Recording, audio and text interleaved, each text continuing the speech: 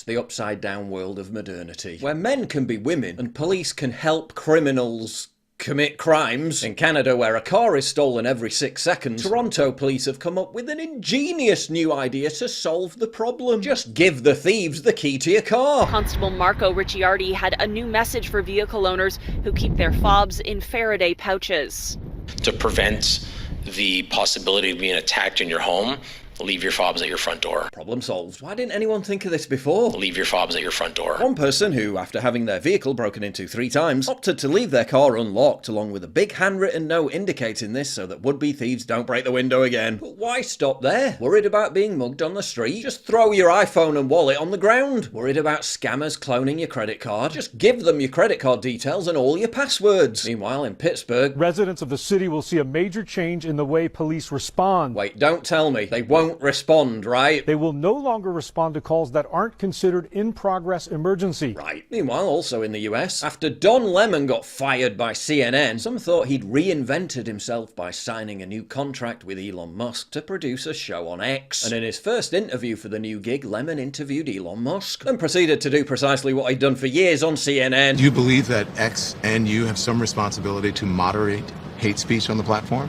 That you wouldn't have to answer these questions from reporters about the Great Replacement Theory as it relates to Democrats? I don't have to answer these questions. Within about 5 minutes, Lemon ran back to CNN. Illuminating in so many ways. All right, I have two things I want to ask you about that, Don. And then whined about X cancelling his contract, claiming it contradicted Elon's support for free speech. Not only do I believe in free speech, but apparently free speech absolutism doesn't apply when it comes to questions about him from people like me. Maybe we're learning that a public square should not be privately owned. That's funny, Don, because when Twitter, under its old ownership, banned Donald Trump, your stance on free speech was a little bit different. Senator, nobody asked you to be the editor of the president's Twitter feed, the one he has been permanently barred from, the one he is whining about how they've taken away his freedom of speech. The fact is, these are private companies. They have no obligation to have anyone on their platform. The public square should not be privately owned. These are private companies. They have no obligation to have anyone on their platform. The public square should not be privately owned. I believe in free speech. Right, so private companies can do what they want and don't have to respect free speech. But Elon, in his capacity as the owner of a private company, must give you a platform or he's a free speech hypocrite. And you're still posting it all on X anyway. You can even watch it on X because I'm still going to post it there. Imagine destroying your career by being a CNN state media propagandist and turning around and blowing your second chance by trying to be a state media propagandist with a different name. Yeah, great PR stunt, Don. One that got you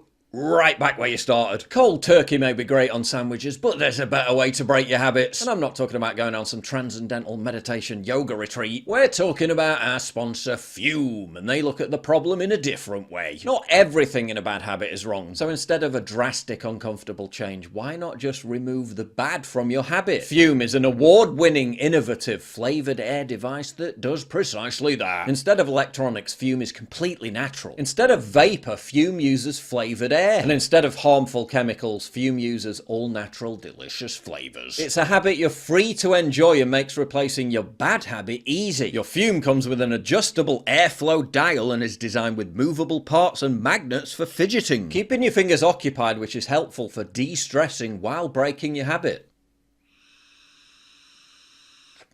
Ooh, yes, indeed. That'll be the crisp bin. Nice and fresh. I can see why it's their best seller. The surprise really hits when you realise it tastes way more flavourful than you'd expect. Base was launched in January. It's a weighted stand to rest your Fume on when it's not in use, with a magnet inside that keeps your Fume attached. The Fume device can be spun around on it, which is good for fidgeting. Stopping is something we all put off because it is hard, but switching to Fume is easy, enjoyable, and even fun. Fume has served over 150,000 customers and has thousands of success stories, and there's no reason that can't be you. Join Fume in accelerating humanity's breakup from destructive habits by picking up the Journey Pack today. Head to tryfume.com/PJW or scan the QR code and use the code PJW to get 10% off when you get the Journey Pack today. The Fume Solano also just launched last November. You can upgrade your Journey Pack to the Solano to enjoy the premium walnut barrel, an onyx black coated mouthpiece that has a smoother finish, and still get 10% off. health. That's tryfume.com/PJW. And use code PJW to get an additional 10% off your order today. But CNN isn't the only legacy media outfit gunning for Elon Musk. NBC News is mad at him for saying migrants entering the US from Haiti who might be cannibals, bloodthirsty gang members, or both should be screened at the border. I mean, yeah, cannibalism happens in Haiti. One of the gangs taking over the country is literally called the Cannibal Army. The Pentagon and the US Border Patrol is warning of a potential huge influx of migrants from Haiti. But Elon Musk's bad for talking about it. Oh yes, the unverified claims of Haitian cannibalism that NBC literally verifies in the 4th paragraph of their own article. Corporate media told me they thought the worst part about cannibalism in Haiti was the right-wing influencer smear campaign, and I disagreed. I thought the worst part was the cannibalism. If wanting to screen immigrants for potential homicidal tendencies and cannibalism makes me right-wing, then I would gladly accept such a label. Oh yeah, and Reddit is now banning posts that talk about cannibalism gangs in Haiti. If you're not allowed to talk about their existence, maybe they don't exist at all. The entire logical foundation of the upside down world. My favourite part of the NBC News article is when they said the gang leader taking over Haiti, Jimmy Barbecue Chorizo, didn't earn his nickname from incinerating his victims, as is widely claimed, but that it came from his mother being a street vendor who sold fried chicken. Yeah, something's getting fried, but it ain't the chicken. NBC's source for this claim? Jimmy Barbecue Chorizo himself. Because who wouldn't trust the word of a man who's been implicated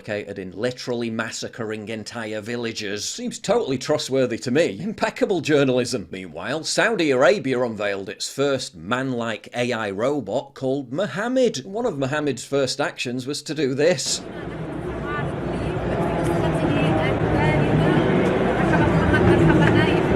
The company claimed it had proactively informed all attendees, including reporters, to maintain a safe distance from the robot during its demonstration. In other words, stay away from Mohammed. The jokes write themselves. But left-wing medium writer and critical race theory activist William Spivey wasn't amused when he sternly asked why there are no black people in a new TV series called Shogun. Oh, I don't know. Maybe because it's about samurai warriors in Japan in the year 1600. Might have something to do with it. But while diversity dominating the Miss Germany contest was very much welcomed, is an Iranian-born woman who won Miss Germany. How do you feel about that? As she should. Use them white people. She did what she had to do. I respect it. I would have done it.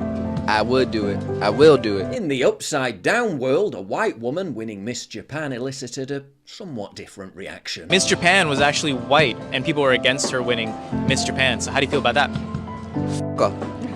Why? How the hell dare you go to somebody else's country as a colonizer, going and colonizing someone else's brand for your own benefit? Once again, they never fail. You know, I'm starting to think they might just have an issue with white people. Maybe because I keep seeing videos like this brutal beatdown of a Missouri teen that left her with brain damage and on the verge of death. Turns out the school in question had previously demoted a principal for being white and was previously awarded a Diversity, Equity and Inclusion Leadership Award in 2022 because nothing says diversity is our greatest strength more than racially targeted mob attacks that leave people with life-threatening skull fractures. Meanwhile, here in the UK, Sky News offered us some revealing commentary about a press conference hosted by the Reform Party. Pictures from the preparations for a press conference from the Reform Party of Great Britain there, the Union Jack being rather a giveaway as to what they think about things. Apparently they must think they're a political party in Britain that's supposed to represent the British people. An alien concept and almost certainly a racist one too. But in the upside down world, it makes perfect sense. If you value what I do and you want to help support me, please visit pauljosephwatson.locals.com and either pledge a one-time donation or subscribe to join my community, get early access videos, and message me directly. And exclusive live streams coming soon too. Promise. Check out the Locals link down in the description. And don't forget to take a look at the brand new website, modernity.news. That's where you'll find all my content, including exclusive articles. That's modernity.news.